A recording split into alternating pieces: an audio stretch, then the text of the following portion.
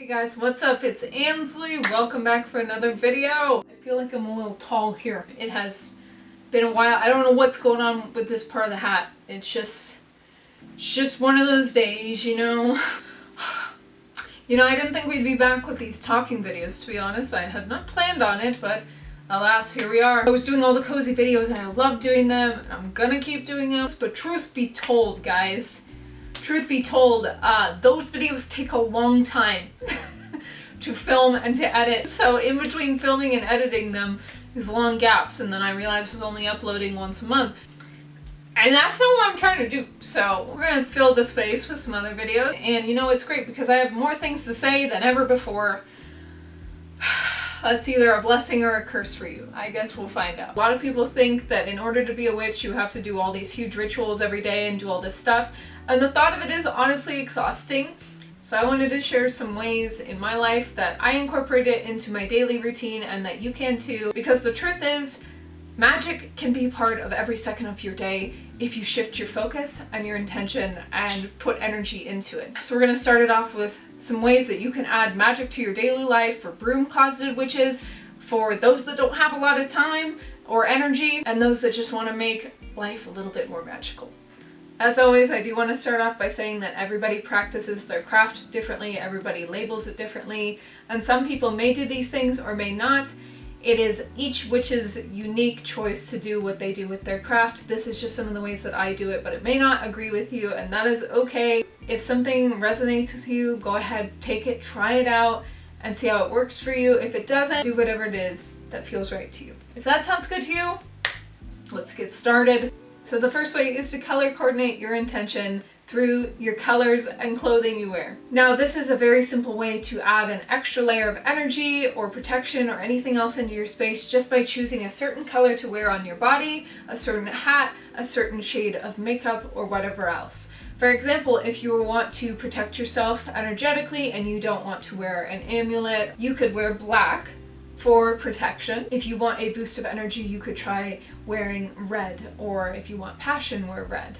If you want to attract optimism and hope, try wearing yellow. If you want to tune deeper into your intuition and your spirituality, try wearing purple. You can do this with any color, just research the different meanings of each color and then try it out that way. Just a great way to incorporate a little magic into your day without having to do a big ritual and without anybody knowing what you're actually doing. Secondly, use your breath to set intentions, cleanse, and regulate.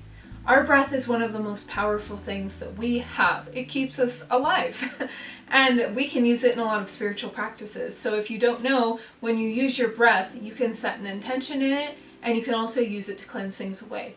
So say you're out and about and you pick up something or you shake someone's hand or something and the energy just feels off and you need a quick cleanse, you can easily set an intention in your breath and blow on your hands and wash them as if you had water on them. This is a great way to wash off energy if you don't have anything else to cleanse with. And you can also do this with setting intentions with different things that you pick up. For example, if you wanted to charge a crystal with energy, you could blow your breath onto it and set an intention that way.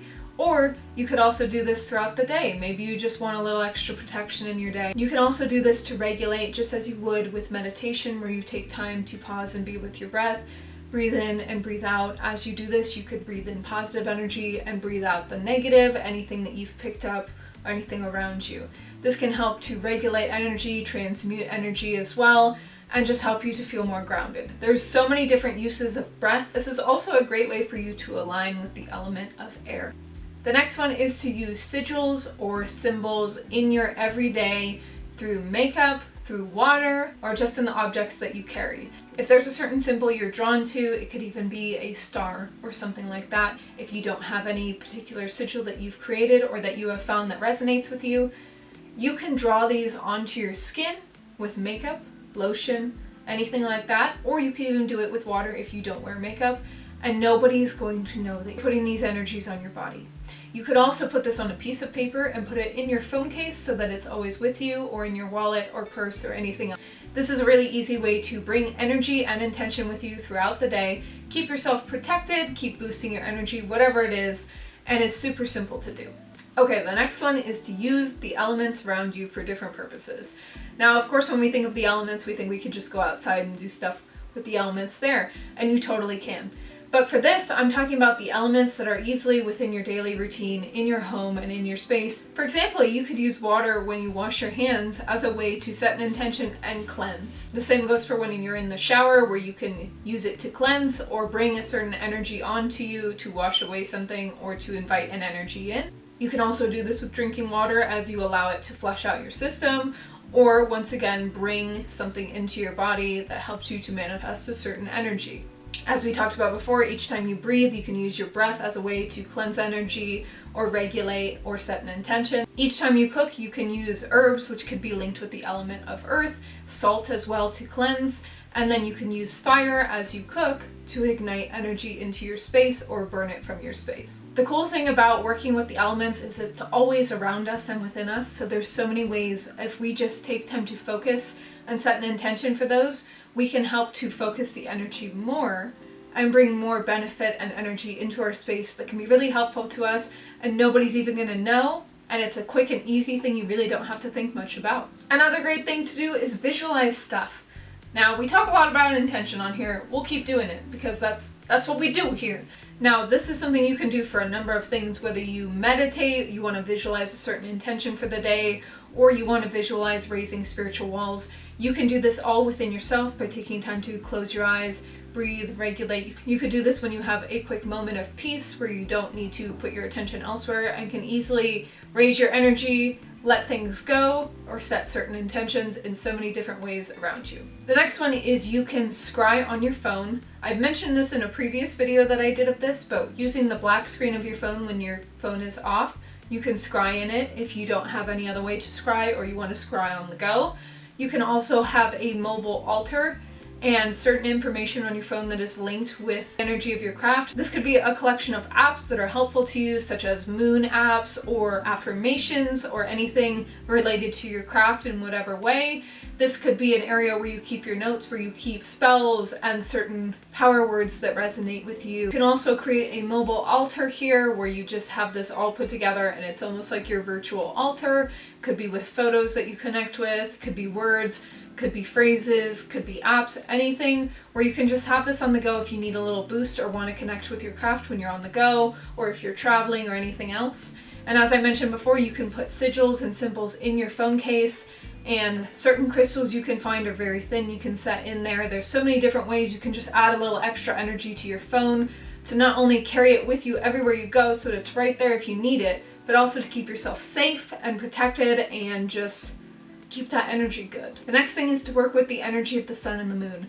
The sun and the moon give us so much energy and are so powerful and can be used in our craft in so many different ways. So that goes for if you're too busy, you're working, you can't do too much. If you have a little bit of sun on your skin, you can still connect with the energy of the sun and take time to reconnect with yourself and the cycles of nature. You can do this with the moon as well. If you feel the moon on your skin or you know the certain moon phase, you can track it with your intentions and do things that way in a much easier way, so that if you track the moon phase, you can go, okay, this is a full moon today, so I'm going to set the intention to let go of this. Stuff like that is a really easy way to just invite that energy in without having to do a whole big ritual and can be really helpful for you. The next one is to add magic to your daily routine of getting ready. We talked about how you can do sigils and different symbols with your makeup and stuff like that, but you can also do it with your hair. If you're brushing your hair or braiding your hair or doing your hair a certain way, you can set intentions and brush that energy into your hair. You know, as you brush, you can simply just say affirmations, you can say energy, you can weave it into your hair in braids in special ways, in symbols if you're skilled.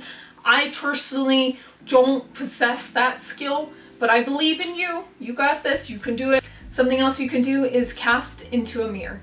Now, if you're getting ready in the morning or even just brushing your teeth or anything else, you are most likely doing it in front of a mirror.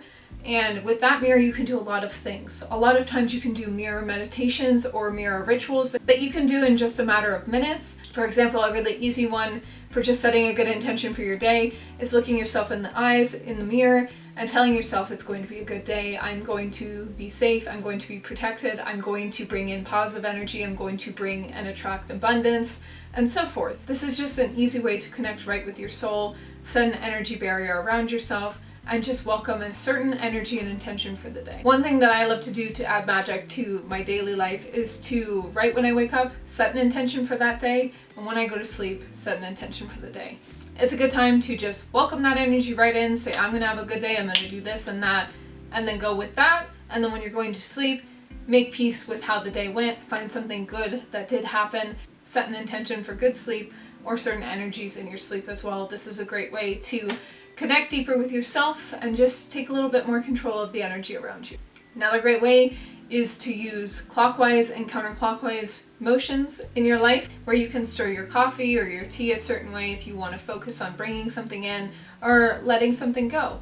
You stir it clockwise to invite something in, you stir it counterclockwise to release a certain energy. You can do this with your tea or your coffee or your drink or anything else. You could also do this when you cook. You could do this if you feel like you have a lot of energy on you. You could easily just, you could just start doing it there. There's no limit here. You are your only limit. So do what feels right. If you want to spin in circles to do it, then do that. I'm not judging you. That would be fun. Oh, let's do it. I'm not going to do it here though, because I'm probably going to fall. But once again, I believe in you. But simply motioning in either of those ways can help you to not only invite energy in, but also let go of energy. So once again, if something's feeling overwhelming, go ahead and do those motions if you need to. You could even just do it on your hand. Maybe I'm just rubbing my hands, but secretly, it's about getting rid of the energy. Another great thing you can do is to work with each direction around you. North, east, south, west, all carry different energies and meanings with them. So if you want to work with a certain energy, attract something, or invite something into your space, you can simply just turn one of those directions. You can simply close your eyes, turn that certain way, and cast that way to bring that energy. For example, east is often associated with new beginnings, clarity, rebirth, fresh starts. North is often linked with wisdom. West is often linked with release, with our emotions. And south is often linked with growth or action. There's so many simple ways that you can just welcome this energy in without having to think about it too much, but this is just one of those ways where you could just turn real quick, set that intention, help to bring it in if you're not at your altar or you don't have a space where you can practice anyway. Next, you can use number synchronicities to align with your intention and the things that you want to bring into your life. Number synchronicities are all around us. There's synchronicities in so many things, and a lot of times when we're not even looking for them, they pop up. And so you could start taking time to notice these things and working with those energies. For example, if you believe in angel numbers or number synchronicities, for example, if you saw 222, which is often believed to be linked with balance or faith, you could at that time cast something, set an intention, or do something with the energy to align with that. You could plan this ahead and be like, today at this time, I'm going to remember to look at the clock at this time so I can work with this energy. It's just a really quick, simple way you could just welcome that energy in, and you'll have multiple opportunities to do this throughout the day. Of course, you don't have to do this, and oftentimes we might miss those numbers, but you can still work with the energy in your own way.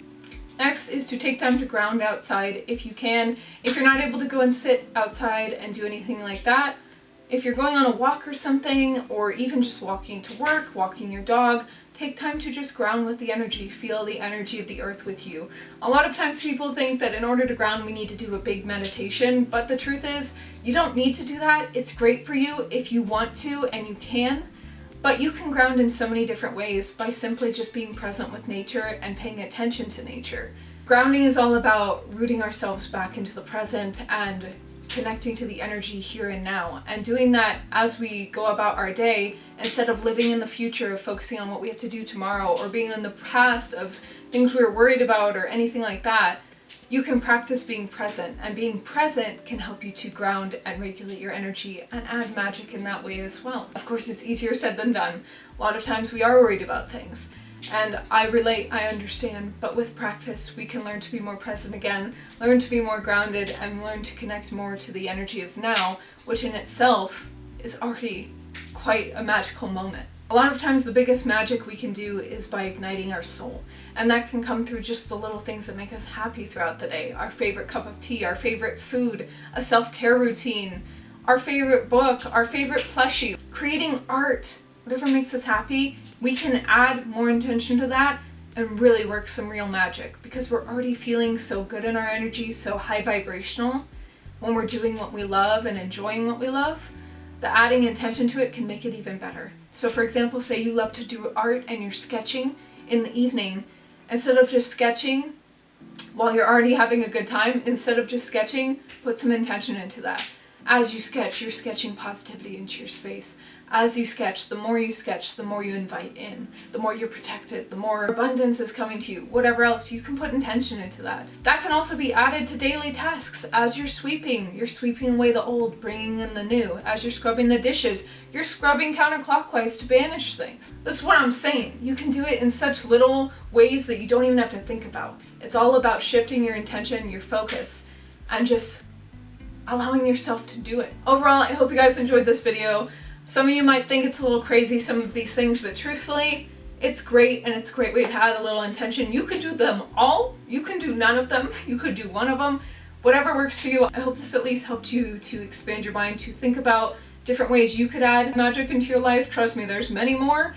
I would love to hear what you guys do to add a little bit of magic when you're just not really feeling like doing much of a ritual or anything else, because there's so many different ways we could do that. Comment below if you do any of those or any others that you do, so we can help out other witches and we can keep that energy strong. I will be coming back with a lot more videos, so be ready. But thank you for watching. I hope this was helpful for you guys. I love you so much, and I will see you next time. Bye!